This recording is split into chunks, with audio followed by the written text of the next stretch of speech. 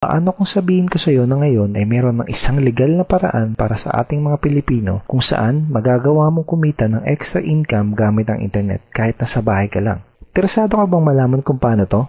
Kung oo ang sagot mo, ituturo ko sa iyo ng maigi paano ka kikita ng extra income gamit ang internet tulad ko at ng mga kaibigan ko kahit nandyan ka lang sa bahay mo o kahit nasa internet shop ka lang. Bago ang lahat, may gusto muna akong ikwento sa iyo. Sigurado ngayon mo palang ito maririnig. 8 months ago, bandang 3:30 ng hapon, dalawang magkaibigan ang sabay na gumawa ng sarili nilang Facebook account. Ito ay sila Paul at si Eric. Bukod dito, madami pang pareho sa dalawang magkaibigan na to.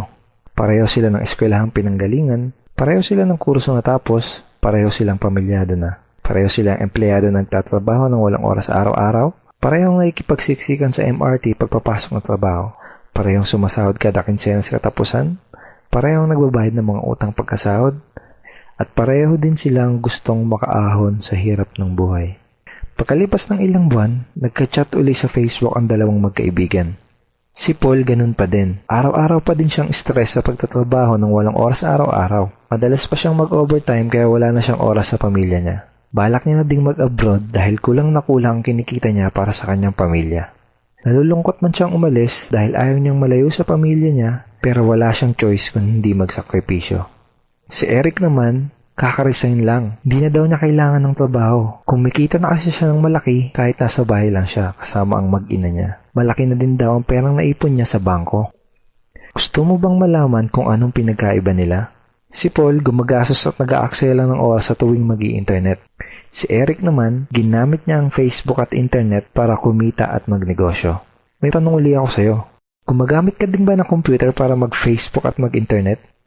Kung gusto mo din malaman kung paano mapagkakakitaan ng oras na ginugugol mo sa pag-i-internet, ang kailangan mo lang gawin ay fill upan ang form na nasa ibaba. Ito ang ilan sa mga ordinaryong Pinoy na katulad mo na nagkaresulta, kumikita gamit ang internet. Lenton Montejo from Davao City, Philippines. I earned $1,200 in 7 weeks. Jeff Perez from Quezon City, Philippines. An ordinary guy like me has earned over $4,000 in 2 months. Ivy Amor Dahino from Bangkok, Thailand.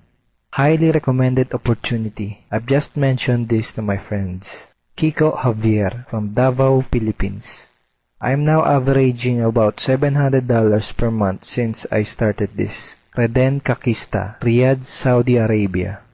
I earned $6,460 using internet only. I'm here in the Middle East working and I'm even earning more than my salary here. Nakakatuwa, di ba? Nung una, naniwala lang sila at sumubok. Ang maganda, pwede ding mangyari sa iyo mga to. Kung gusto mo na ding matutunan kung paano o kikita gamit ang internet, ang kailangan mo lang gawin ay fill upan ang form na nasa ibaba. At ipapadala ko sa email mo ang video na magtuturo sa iyo kung paano ka kikita katulad namin. Go ahead and fill up the form below now.